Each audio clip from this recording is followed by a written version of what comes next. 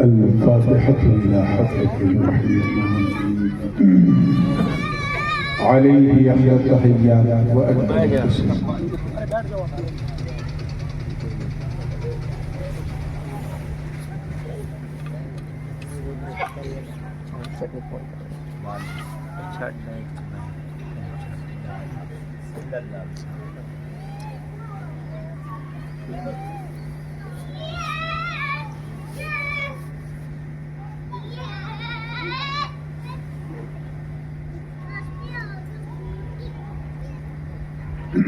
لي خلفة أطفي بها حر الوباء الحاكمة المصطفى والمرتضى وابناهما والفاطمة. غوث اعظم ومن دے سر و ساما مدد قبلہ دین مدد کعبہ مدد معین الدین حسن عالم پناہ ہے بسوئے ماں غریبہ یک نگاہ ہے سربراہ شاہ کریمہ دستگیرہ اشرفہ حرمت روح پیمبر یک نظر کن سورما. ہم پہ احمد کا وسعیہ ہم پہ اشرف کا کرم سیدی مختار اشرف کا صفا کے واسطے. قال اللہ تعالی فی شکل حبیبہ الکریم ان اللہ وملائکتہ یصلون علی النبی یا ایہا الذین آمنوا صلوا علیہ وسلموا تسلیما.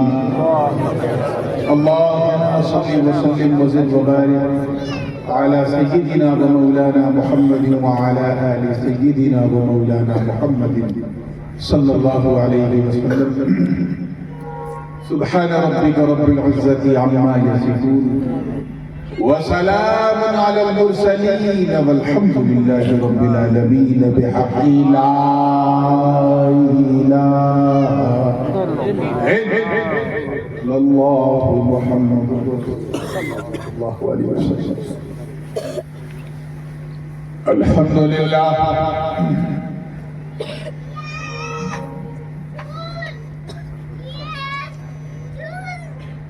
الحمد لله حق حمده والصلاة والسلام على من لا نبي من بعده سيدنا ومولانا محمد المصطفى صلى الله تعالى عليه وسلم وعلى آله وصحبه وأزواجه وعشرته. أما بعد فأعوذ بالله من الشيطان الرجيم بسم الله الرحمن الرحيم. والعصر إن الإنسان لفي خسر إلا الذين آمنوا وعملوا الصالحات وتواصوا بالحق وتواصوا بالصبر. صدق الله العلي العظيم وبلغنا رسوله النبي الأمين الأمي الكريم ونحن على ذلك لمن الشاهدين والشاكرين والحمد لله رب العالمين.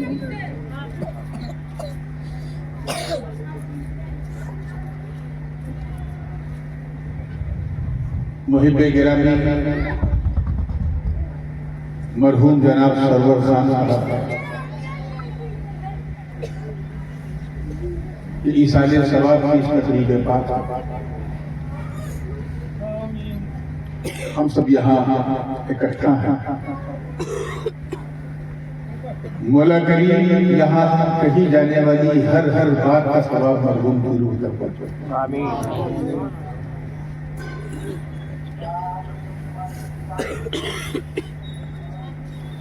ابھی میں راستہ ہی نہیں تھا کہ فرمائشوں کا سلسلہ شروع ہوا اور کہا کہ حضرت آج آپ کو ایک منقبت پڑھنا ہے جسے سمجھا کہ بچے گنگناتے ہیں.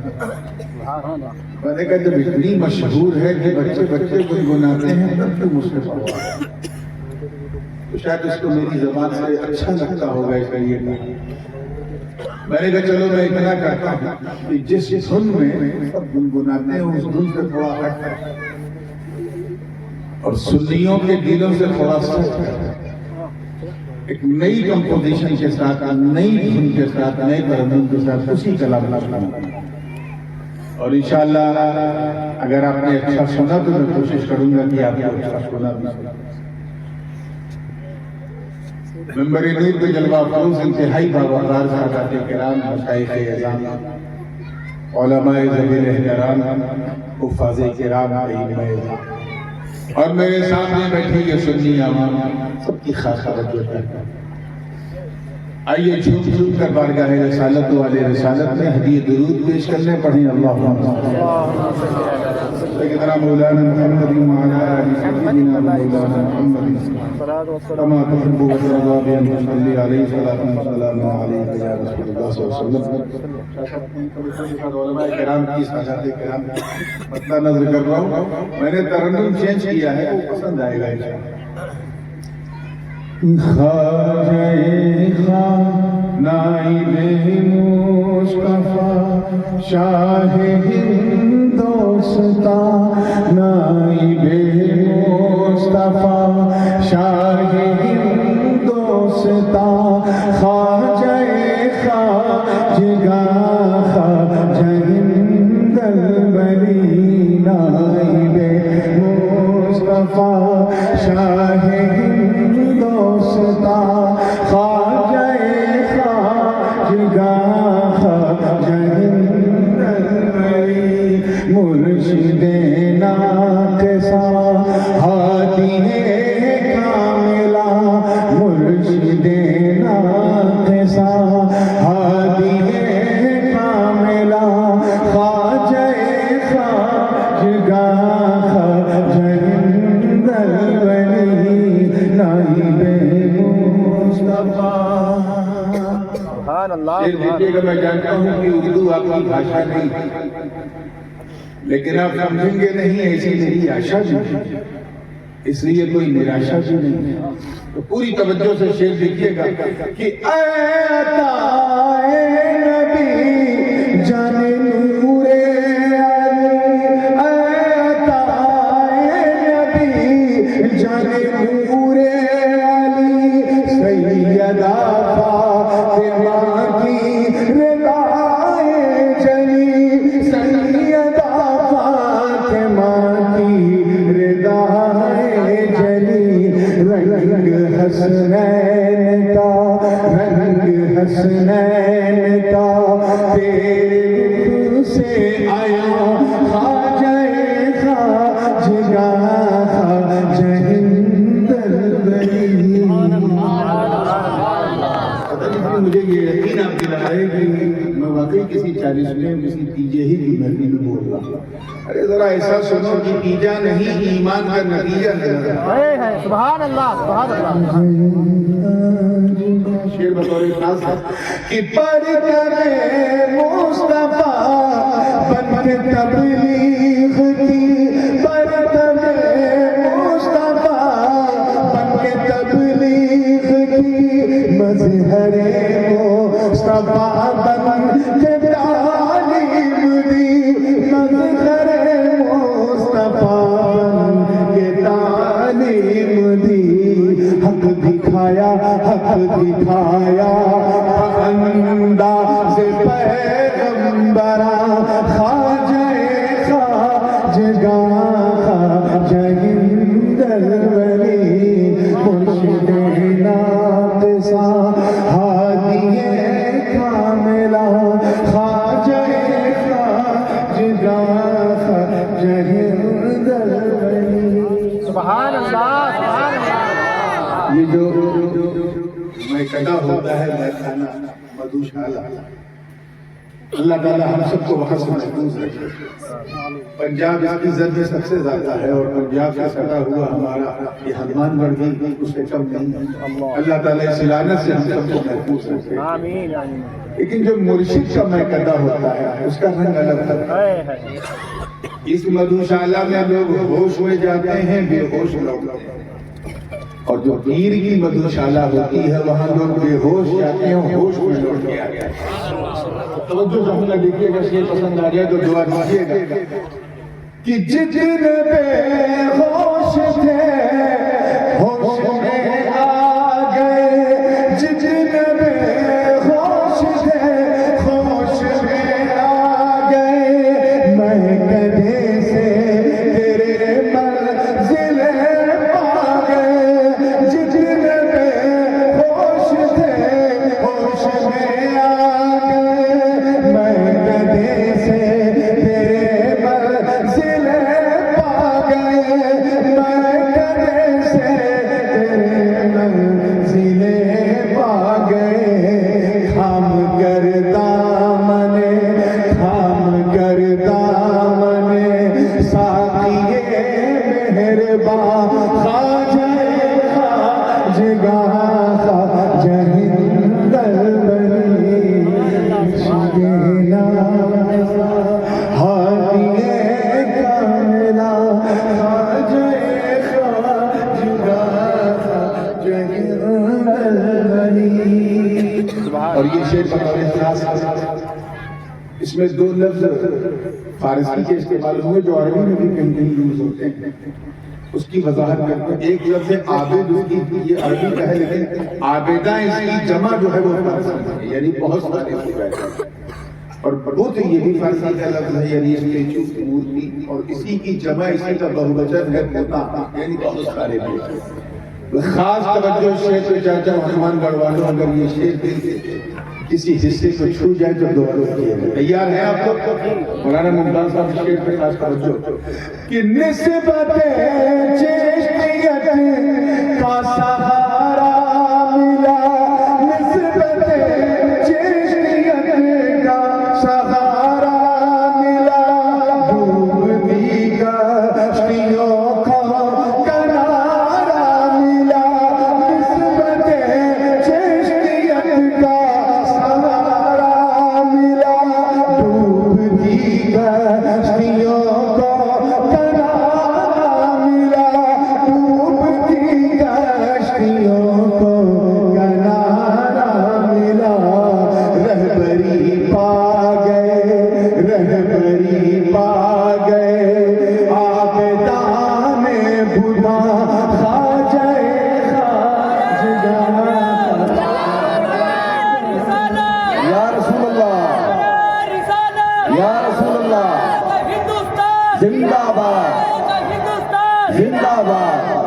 رہبری پا گئے، عابدان بدا خواجہ خواجگاہ خواجہ ہندلبری۔ اب اس شعر میں کچھ نہیں کہوں گا، دنیا والوں میں دیکھنا چاہتا ہوں کس طرح سے یہ شعر آپ لیتے ہیں پورے حوصلے کے ساتھ کہ پنجتن کے دلار حسن سرجری، پنجتن کے دلار حسن سرجری، خواجہ عثمان کے پیارے حسن سرجری، خواجہ عثمان کے پیارے حسن سرجری، کعبہ عشق ہو، کعبہ عشق ہو، قبلہ عاشقاں، خواجہ خواجگاہ خواجہ ہندلبری،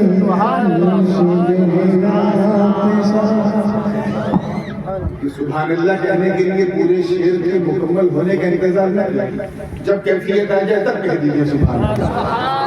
آ گئے عابدان بدا خواجہ خواجگاہ خواجہ ہندلبری۔ آج سے 800 سال، 850 سال جب بھارت میں حضور غریب نواز آئے تو بھارت کو ایسا بتانے کی ضرورت نہیں ہے۔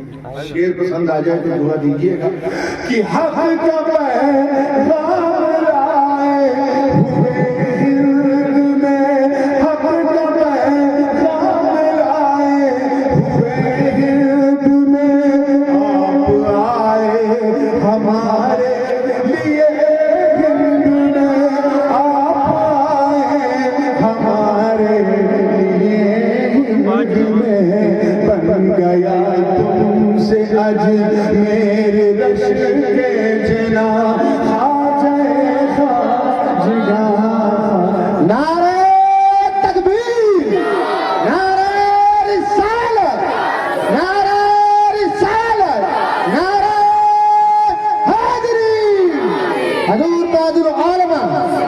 حضور تاج العالم.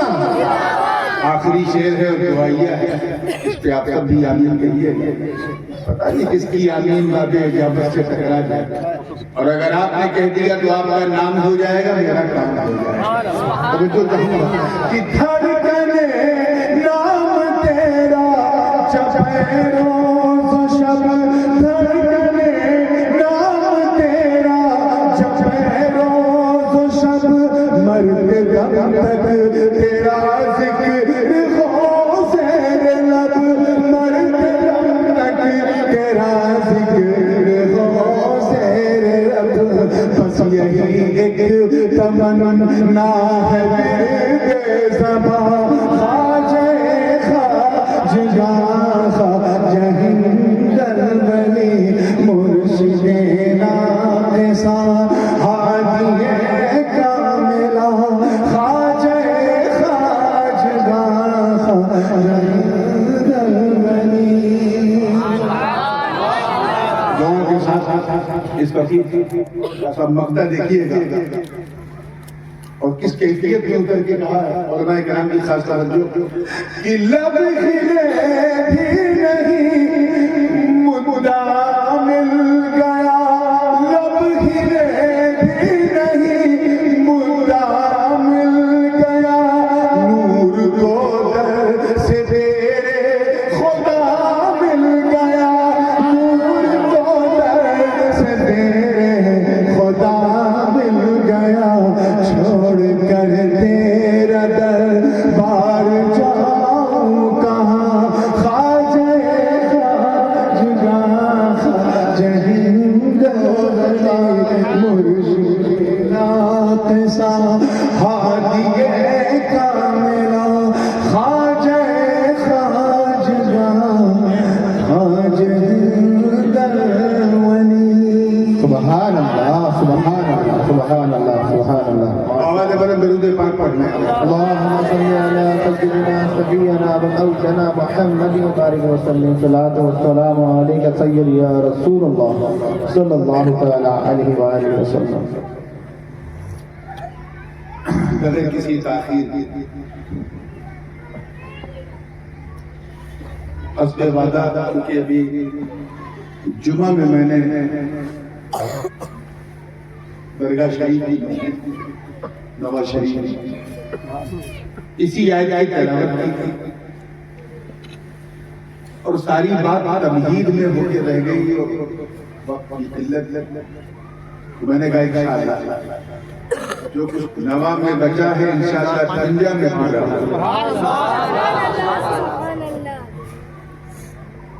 مجھے خوب اچھی طرح یاد ہے یہی اور ایک چہلو کی محفل کی فلسفہ موت پر میں نے ایک تفصیلی گفتگو کی. موت ہے کیا، موت کی حقیقت کیا ہے، اور پھر مومن کی موت کیا ہے. اگر آپ کے ذہن میں کسی حصے میں وہ گفتگو ہوگی تو اسے رکھیے. آج میں ایک ایسی گفتگو کرنے چلا اور اسی حوالے سے میں نے قرآن مقدس کی ایک بڑی مشہور و معروف سورہ فاتحہ کی تلاوت کا شرح. اللہ پاک کا ارشاد، رب تعالی قسم اٹھا کے قسم هو اللہ، قسم ہے زمانے کی، بے شک انسان نقصان میں ہے، گھاٹے میں. الا الذین آمنوا، مگر وہ جو ایمان لائے، وعملوا الصالحات، اور بھلے اور اچھے کام کیے، وتواصوا بالحق، اور حق کی ترغیب دی، وتواصوا بالصبر، اور صبر کی تلقین کرتے ہیں. یہ چار خصوصیت، چار کوالٹی جن کے اندر ہے وہ نقصان میں ہو رہی ہے، وہ نہیں. اللہ تعالیٰ کی یہ شان ہے.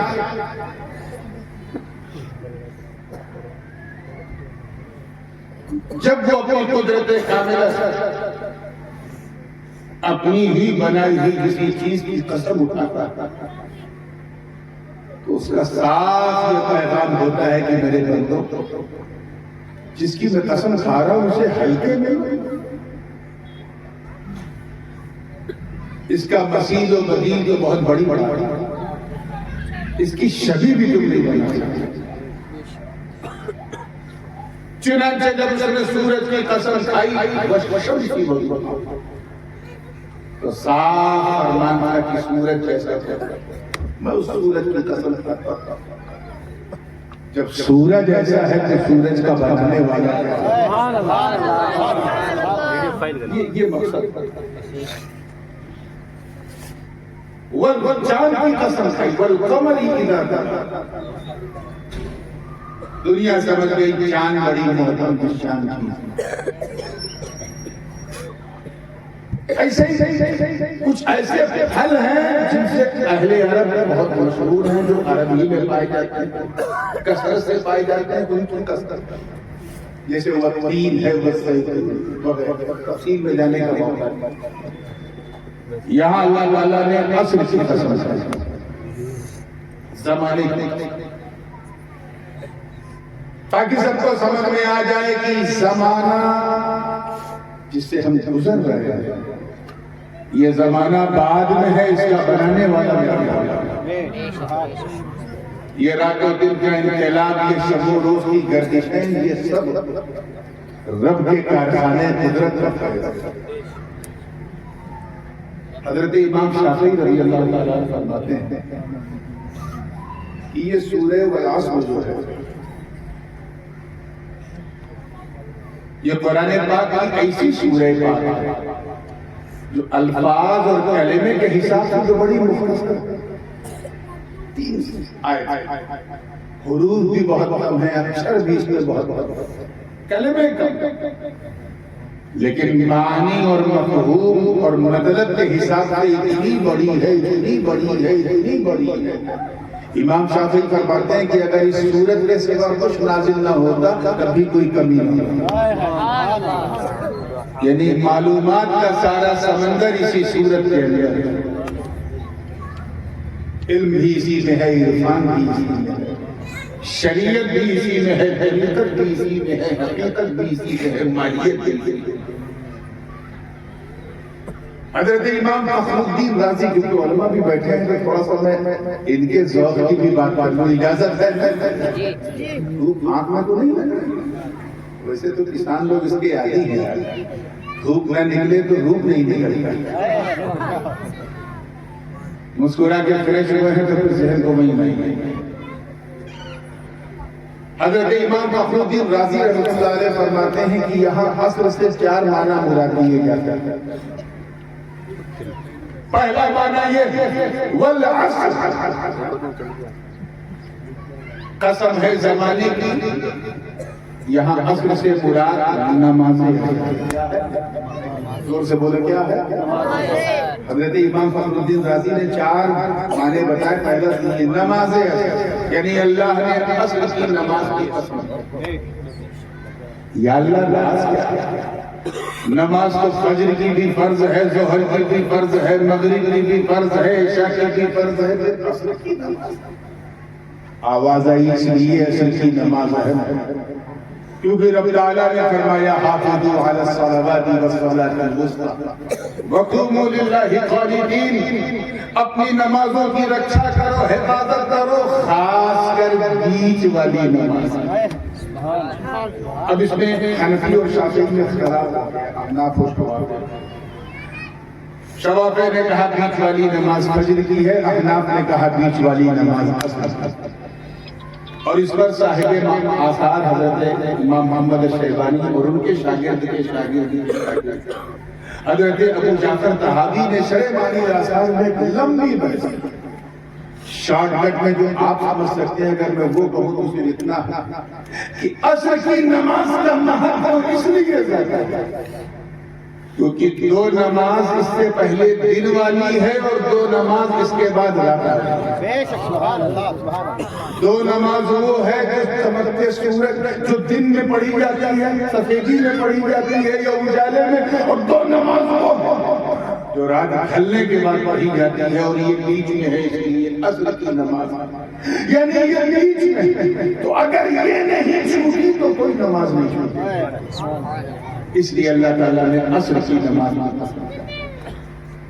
ایک معنی اور امام شافعی نے بہت تیزی سے گزرا بیان کیا کہ یہاں عصر سے مراد نماز عصر نہیں بلکہ وقت عصر سے۔ کون سا وقت؟ عصر کا جو ٹائم ہوتا ہے 4 4 ساڑھے 4 پہ شروع ہوتا ہے، جس وقت آپ کا سایہ اصلی آپ کے سایہ اصلی کے ڈبل ہو جائے، مثلاً ہو جائے، مثلاً آپ 5 فٹ کے ہیں اور آپ کی سایہ کی پرچھائی جو ہے وہ 10 فٹ کی ہو جائے، سمجھو عصر کا وقت۔ آج میں نے تم لوگوں کو نسخہ بتا دیا، گھڑی دیکھنے کی ضرورت نہیں۔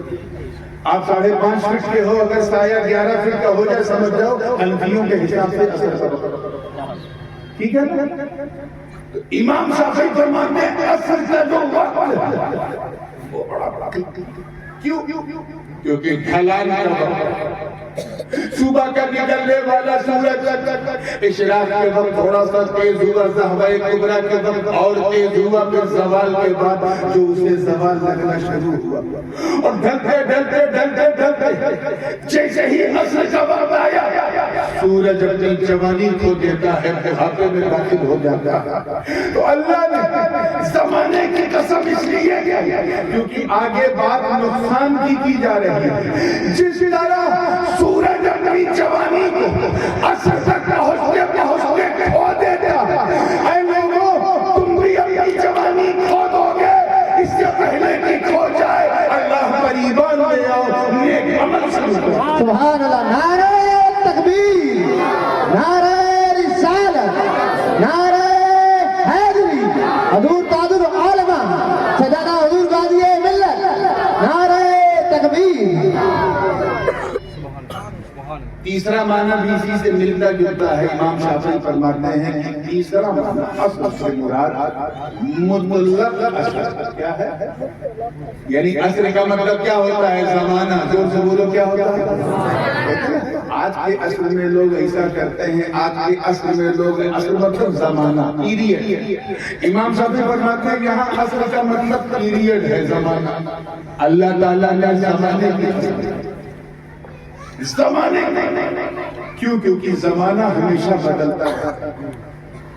ابھی سورج نکلا ہے، پھر تھوڑا سا اور تیز ہوگا، پھر زوال لگے گا، پھر غروب کے قریب پہنچے گا، ابھی دھوپ ہے، پھر تھوڑی دیر میں چھاؤں ہو جائے گی، ابھی جاڑا ہے، 2 مہینے بعد گرمی، پھر اس کے 4 مہینے بعد برسات۔ زمانہ بدل رہا، بڑی تیزی سے بدل رہا، کبھی دھوپ ہے، کبھی چھاؤں ہے، کبھی گرمی ہے، کبھی سردی ہے، کبھی کچھ موسم، کبھی کچھ موسم، کبھی دھان بونے کا موسم، کبھی گندم بونے کا موسم، کبھی کپاس بونے کا موسم، کبھی کچھ نہیں آلو بونے کا موسم۔ زمانے کی تبدیلی بڑی تیزی سے ہو رہی ہے۔ اللہ زمانے کی قسم اٹھا کے کہہ رہا ہے، اے لوگوں اس سے پہلے کہ یہ زمانے کا گزرنا تیرے کردار کو بدل دے، تجھے سر سے لے کر پاؤں تک بدل دے، تو اپنے آپ کو پکا مسلمان بنا تاکہ پھر کسی نقصان میں تیرا قدم نہ پڑے۔ ایک شخص تھا دمشق کی گلیوں میں برف بیچ رہا تھا۔ کیا بیچ رہا تھا؟ زور سے بولو اور زور سے بولو۔ برف کا مطلب یہاں تو ماشاءاللہ سردی پڑتی ہے اور لوگ اتنے بھولے کہ سردی میں گرم پانی مجھے بھی پلایا۔ میں نے کہا میں چائے گرم پیتا ہوں، پانی ہمیشہ یہاں تو 12-15 ڈگری سیلسیس میں لوگ گرم پینے لگتے ہیں، میں 12-15 ڈگری مائنس میں بھی ٹھنڈا پانی، کیونکہ جو چیز نیچر کے خلاف ہے وہ اللہ نے پانی کو ٹھنڈا بنایا ہے تو ٹھنڈا ہی نہیں۔ ہاں ٹھیک ہے، فریج میں مارکیٹ میں پہنچا تو جتنے دکان والے ہیں سب خاموشی سے اپنا سامان بیچ، لیکن برف بیچنے والا بہت چلا رہا ہے، جلدی برف لے لو، جلدی لے لو، آؤ بھائی لے لو، ہے بھائی لے لو، یہ ادھر آ جاؤ، ادھر آ جاؤ، جلدی لو، جلدی لو، جلدی لو۔ ایک صاحب بھاگتے ہوئے یہ کیا ہو گیا؟ پوری مارکیٹ میں جتنے لوگ بیچ رہے ہیں کوئی چلا نہیں رہا، اور تو جب سے آیا ہے مسلسل چلا رہا ہے جلدی برف لے لے یہ معاملہ کیا ہے؟ بھائی میں وہ چیز بیچ رہا ہوں جو سمے کے ساتھ گھٹتی ہے.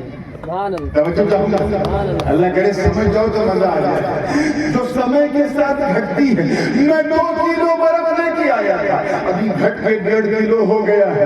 اس سے پہلے کہ یہ گھٹ کے 1 کلو ہو جائے, ایک دم پتلا ہو جائے, میرا بڑا نقصان نہ ہو, میں چیخ کے بیچ رہا ہوں تاکہ اپنے آپ کو نقصان سے بچا.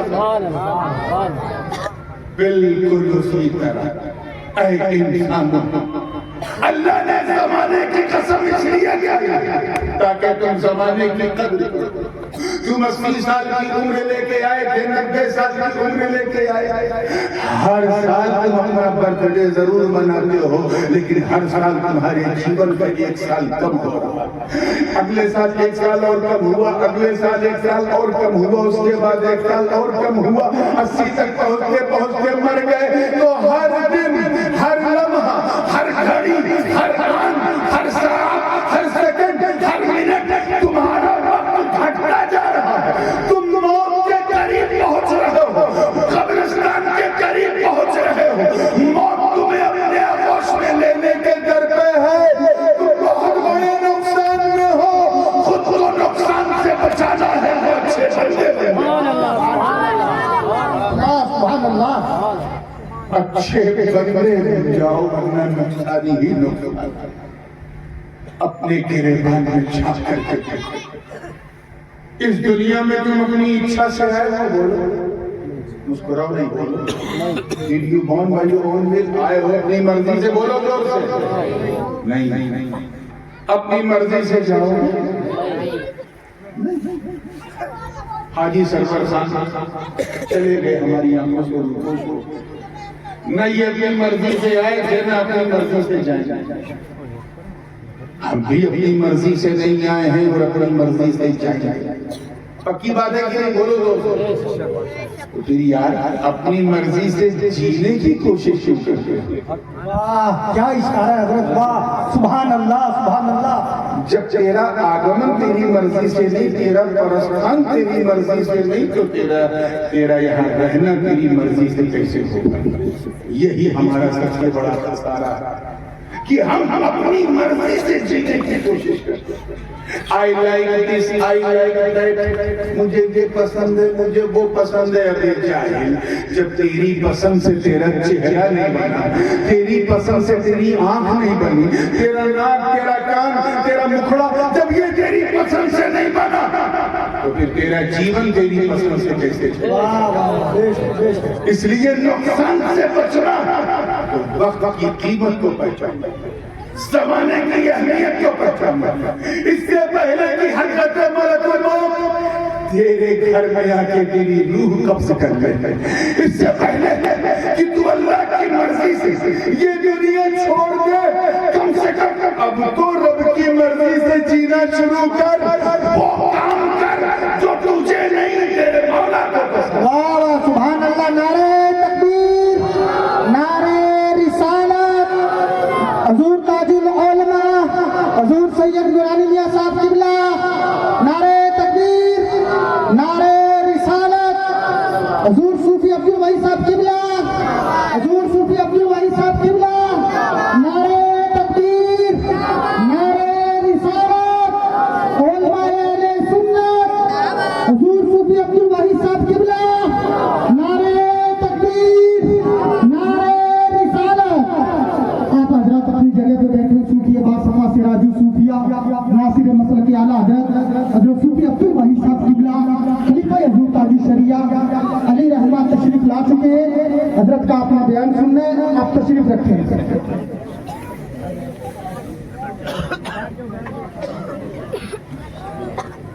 درود پاک پڑھیں. اللہم صلی علی محمد کما تحب صلاۃ و سلام علیک یا رسول اللہ صلی اللہ علیہ وسلم. تو بات یہی چل رہی تھی کہ زمانے کی قیمت کو پہچانا چاہیے, نہ پہچانا تو پھر تمہاری داستہ بھی نہ ہوگی. داستہ آج یہ جو کچھ ہمارے ساتھ ہو رہا ہے اس کا کوئی اور ذمہ دار نہیں، اس کی ہم خود ذمہ دار۔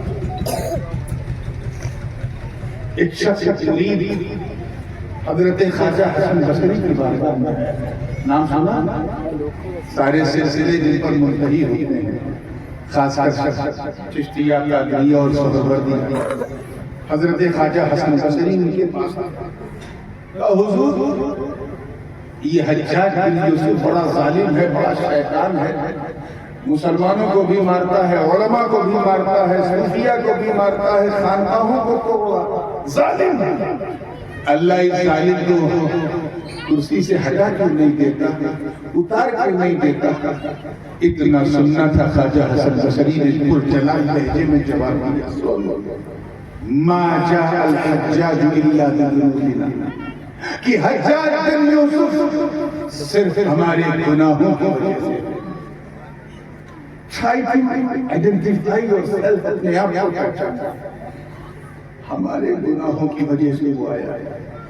اب اگر آج تم یہ محسوس کرتے ہو کہ ظلم و ستم کے سائے میں سانس لے، اگر تم یہ محسوس کرتے ہو کہ تمہارے مول ادھیکاروں کا کوئی ہنن کر رہا ہے، اگر تم یہ محسوس کرتے ہو کہ تمہیں 2 نمبر کا شہری بنانے کی سازش کی جا رہی ہے، اگر تم یہ محسوس کرتے ہو کہ تمہیں کھل کر کے اپنے ریلیجین کو پریکٹس کرنے کی انومتی نہیں دی جا رہی ہے، تو تمہیں کوئی ادھیکار نہیں ہے جس کی پر انگلی اٹھانے کا۔ اپنے گریبان میں جھانکو اور تلاش کرو تم سے وہ کون سی غلطی ہو رہی ہے یا ہوئی ہے جس کے بدلے میں تمہیں یہ سب سہنا پڑا۔ اس لیے اگر پورے سیناریو کو بدلنا تو وقت کی قیمت کو محسوس کرو۔ یہ جیون بار بار نہیں آئے گا۔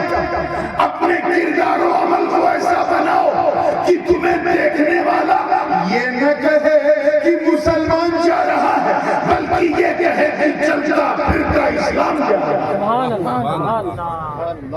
مگر انتہائی افسوس کے ساتھ کہنا پڑتا ہے کہ وہ قوم جو 100 سال پہلے جھوٹ بھی نہیں بولتی تھی، جیسا کہ ایک عیسائی نے لکھا اپنی کتاب میں نے کئی جگہ کوٹ بھی کیا کہ 100 سال پہلے جو قوم جھوٹ بھی نہیں بولتی تھی، آج اس قوم کے بچے نہ جانے کیسے کیسے نشے کر رہے ہیں، نہ جانے کیسے کیسے عیسائی کے نشے کر رہے ہیں، ایسے ایسے نشے جو انہیں بھی تباہ و برباد کر رہے ہیں، ان کے گھر والوں کو بھی تباہ و برباد، اور سب سے بڑھ کر ان کا دھرم، ان کا جیون بھی تباہ و برباد، ان کا عقیدہ بھی تباہ و برباد، ان کی وچاردھارا بھی تباہ و برباد، ان کا سمے بھی تباہ و برباد ہو رہا ہے۔ سوچو جو چیزیں اسلام میں حرام ہے، مسلمان اسے ہاتھ کیسے لگا سکتا، کیسے شراب پی سکتا، کیسے وہ اسمیکنگ کر سکتا ہے، کیسے وہ ڈرگس لے سکتا ہے، کیسے وہ ہیروئن لے سکتا ہے، کیسے وہ انجیکشن لے سکتا ہے۔ اس کا مطلب یہ ہے کہ لینے والا صرف اور صرف نام کا مسلمان، کام کا مسلمان نہیں۔ He does not have a right to claim himself as a Muslim۔ اس کو بالکل یہ ادھیکار نہیں کہ وہ کسی کے سامنے یہ کہے کہ میں مسلمان ہوں۔ یاد رکھنا، ایکٹنگ مسلم ہونا اور پریکٹیکل مسلم ہونا اور اللہ تعالیٰ ایکٹنگ مسلم کو نہیں پسند فرماتا، پریکٹیکل مسلم کو پسند فرماتا۔ برا نہ مانیے گا، ہم میں سے اکثر کا حال یہ ہے کہ ہم اس لیے مسلمان ہیں کیونکہ ہمارے دادا مسلمان تھے اس لیے ہم مسلمان ہیں، اور کوئی خاص بات۔ ہم اس لیے مسلمان ہیں کیونکہ ہم لوگ عید کی سمئی کھانا نہیں چھوڑتے، محرم کا کھچڑا کھانا نہیں چھوڑتے، ربیع الاول کی سبزی پینا نہیں چھوڑتے، اور شب برات میں قبرستان بعد میں پہلے حلوہ کھانا نہیں چھوڑتے۔ ہم اس لیے مسلمان ہیں کیونکہ ہماری مسلمانی مختون ہے، ہمارا ختنہ ہوا ہے۔ یہی ایک ظاہر و باطن پہچان ہمارے پاس ہے، اس سے بڑھ کر ہمارے پاس کوئی پہچان نہیں ہے الا ماشاءاللہ۔ ہم وہ مسلمان نہیں ہیں میرے دوستو جنہوں نے بدر و احد، خیبر و خندق میں پرچم اسلام کو لہرایا۔ ہم وہ مسلمان نہیں جنہوں نے انطاکیہ کی کلیساؤں میں گھس کے اذان دے دی. ہم وہ مسلمان نہیں جنہوں نے اپنے روب و دبدبے سے روما کے گھمنڈ کو مٹی میں ملا دیا. ہم وہ مسلمان نہیں ہیں کہ جب شراب کی حرمت کی آیت نازل ہوئی تو لوگوں نے اپنے گھروں سے شراب کی بوتلیں پھینک دی. ہم وہ مسلمان نہیں ہیں جن کا چہرہ دیکھو تو خدا یاد آ جائے. ہم وہ مسلمان نہیں ہیں ارے جنہوں نے میدان بدر و حنین میں اپنے کافر رشتہ داروں کے خلاف تلوار اٹھا کر یہ پیغام دے دیا کہ اے لوگوں رشتہ داری اور ہے مصطفیٰ کی وفاداری اور ہے. سبحان اللہ. نعرہ تکبیر، نعرہ رسالت، حضور تاج العلماء، نعرہ تکبیر. ہم وہ مسلمان نہیں ہیں جو حضور صلی اللہ علیہ وسلم کے وضو کے قطروں کو بھی زمین پہ گرنے دیں. ہم وہ مسلمان نہیں جن کا نام سن کر رستم اور سہراب کا کلیجہ چرچا رہا جائے. ہم وہ مسلمان نہیں جن کا قدر پڑھتے ہی بیت المقدس کا پادری قدموں میں چابی رکھ دے. ہم وہ مسلمان نہیں جنہوں نے دریائے نیل کی روانی کو صرف ایک پتر ایک خط لکھا تو روانی کا مزاج بدل گیا. ہم وہ مسلمان نہیں ہیں جنہوں نے فتح قادسیہ کے وقت سعد بن ابی وقاص کی کمان میں شامل ہو کر جب عراق کا رخ کیا اور سامنے دریائے دجلہ کی طوفان کی لہروں کا سامنا ہوا تو نہ ناؤ دیکھا بلکہ اپنے گھوڑوں کو اس بہتے دریا میں اتار دیا. اور اس منظر کو دیکھ کر شاعر مشرق کو بھی کہنا پڑا کہ کشت و دشت ہے دریا بھی نہ چھوڑے ہم نے بحر ظلمانہ میں دوڑا دیے گھوڑے ہم نے. واہ سبحان اللہ سبحان اللہ. میاں اس سے پہلے کہ موت تمہیں دبوچ لے لائن پہ آیا، اس سے پہلے کہ تم قبر کے حوالے چلے جاؤ، چار کاندھے پہ اٹھا کے تمہارے لاشیں کو قبرستان پہنچا دیا جائے، نیک بن جاؤ، پکے مسلمان بن جاؤ، وَعَمِلُوا الصَّالِحَاتِ اچھے عمل کرو، وَتَوَاصَوْا بِالْحَقِّ اور حق کی جو ہے خوب سے خوب ترغیب دلاؤ، حق کہو بھی حق بتاؤ بھی، وَتَوَاصَوْا بِالصَّبْرِ اور اپنے گھر والوں کو مصیبت کے وقت صبر کی تلقین کرو. آخری معنی بیان کر دوں پھر میں اپنی وانی کے ہی ویرام دے دوں گا. پوری توجہ کے ساتھ آئے نا آپ لوگ تیار ہیں؟ تین معنی سن لیے. عصر سے مراد نماز عصر، دوسرا معنی عصر سے مراد وقت عصر، تیسرا معنی عصر سے مراد مطلق عصر، چوتھا معنی امام فخر الدین رازی فرماتے ہیں کہ یہاں جو اللہ تعالیٰ نے والعصر کہہ کر عصر کی قسم کھائی، اس سے ہر زمانہ مراد نہیں بلکہ زمانے مصطفیٰ. قسم ہے زمانے مصطفیٰ. وہ زمانہ نہیں، اگر وہ زمانہ نہ ہوتا تو دنیا میں کسی کا آنا نہ ہوتا.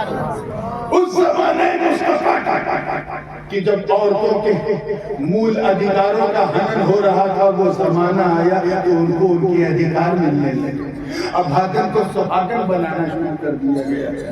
قسم ہے اس زمانے کی جب سسکتی ہوئی انسانیت کو قرار دیا جا رہا تھا. قسم ہے اس زمانے کی جب جھلکتی ہوئی مانوتا کو سکون دیا جا رہا تھا. قسم ہے اس زمانے کی جب لوگوں کے ادھیکاروں کی رکشا ہو رہی تھی. قسم ہے اس زمانے کی جب اونچ نیچ کا فرق مٹایا جا رہا تھا. قسم ہے اس زمانے کی جب آمنہ کے گود میں مصطفیٰ جانے رہے تو لائے.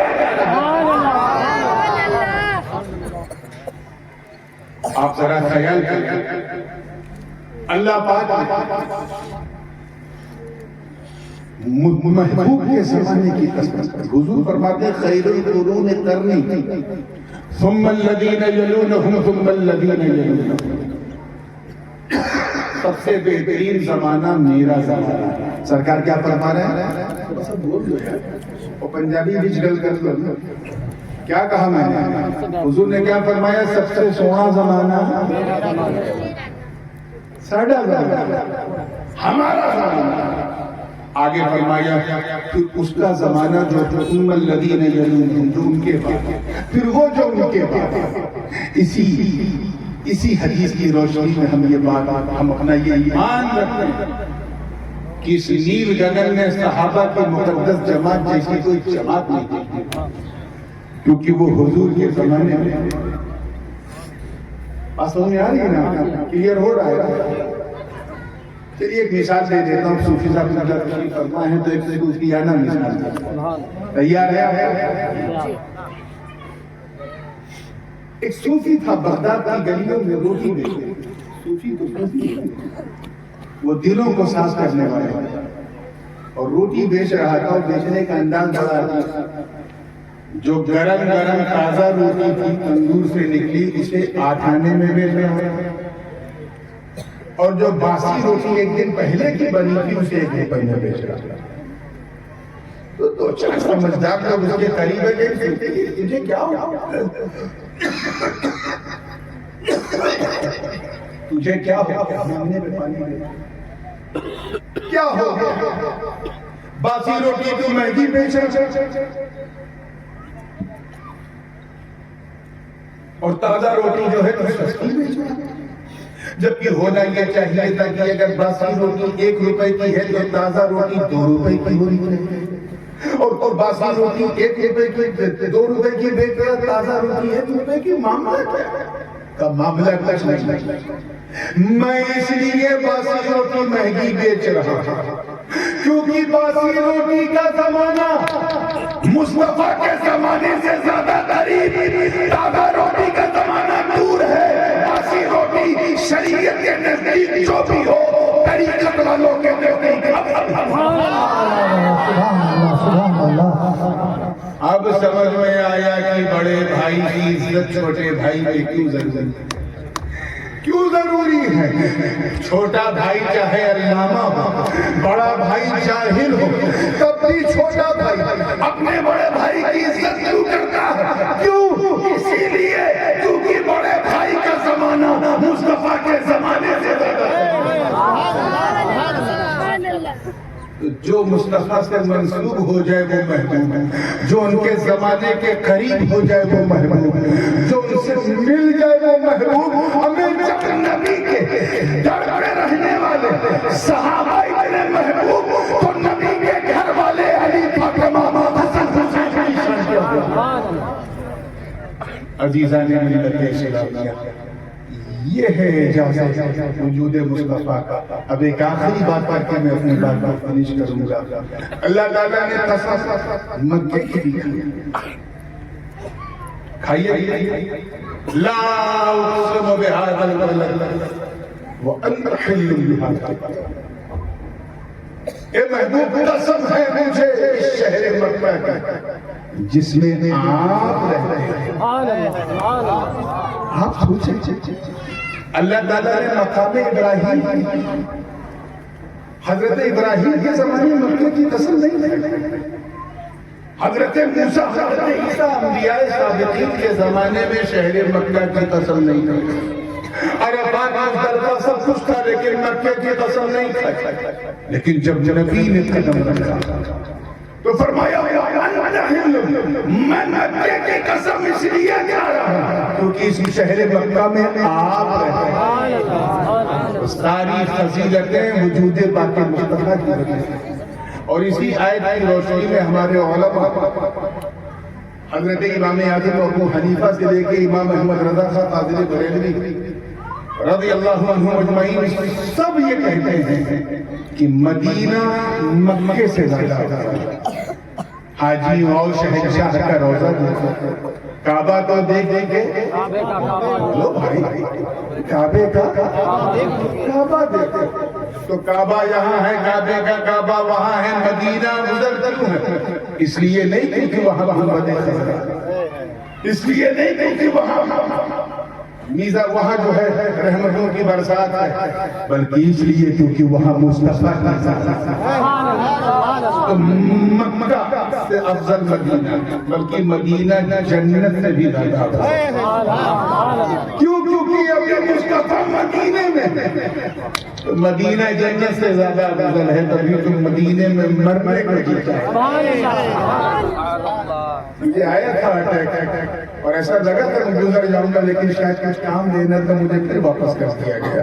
جا بھی تھوڑا کام اور تھوڑا کام کر لیں، انہیں بڑا خطرناک معاملہ میرے ساتھ مرنے کو جیتا ہے۔ میرے دادا نے تو یہاں تک کہا تھا کہ مدینے کا کچھ کام کرنا ہے سید، مدینے سے بس اس لیے جاتا ہے، مدینے سے بس اس لیے جاتا ہے۔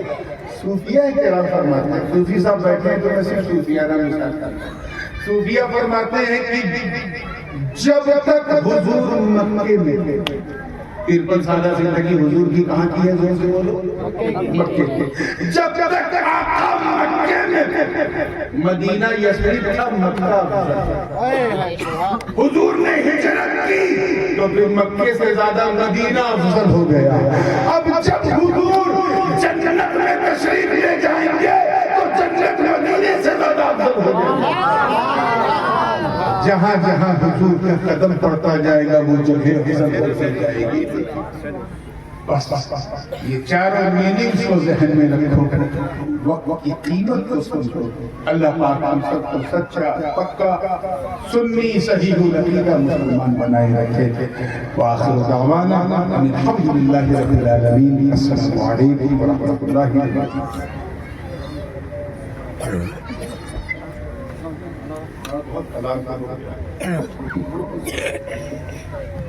مصطفیٰ جانے رحمت پہ لاکھوں سلام، مصطفیٰ جانے رحمت پہ لاکھوں سلام، شمع بز میں ہدایت پہ لاکھوں سلام، شمع بز میں ہدایت پہ لاکھوں شہر یار ایرم تاجدار حرم، شہر یار ایرم تاجدار حرم، نوبہار شفاعت پہ لاکھوں سلام، مصطفیٰ جانے رحمت پہ لاکھوں سلام۔ کاش محشر میں جب ان کی آمد ہو، کاش محشر میں جب ان کی آمد ہو، بھیجے سب ان کی شوکت پہ لاکھوں سلام، مصطفیٰ جانے رحمت پہ لاکھوں سلام۔ مجھ سے خدمت کے قدسی کہیں ہاں رضا، مجھ سے خدمت کے قدسی کہیں ہاں رضا، مصطفیٰ جانے رحمت پہ لاکھوں سلام، شمع بز میں ہدایت پہ لاکھوں سلام۔ الصلوۃ والسلام علیکم یا رسول اللہ۔ بیٹھ جائے، تشریف رکھیں۔ بہت زیادہ ہوگا تو سینکڑوں جگہ مجھے پہنچا دو گے، لیکن باخدا بتا رہا ہوں یہ جبے اتروا لیے جائیں گے۔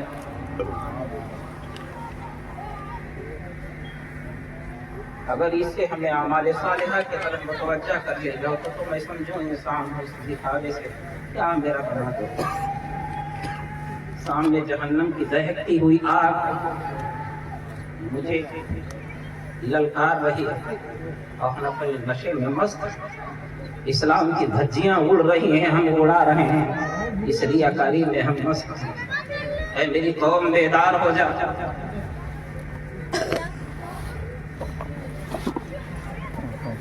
بہت اہم ہے۔ بند کر دیں۔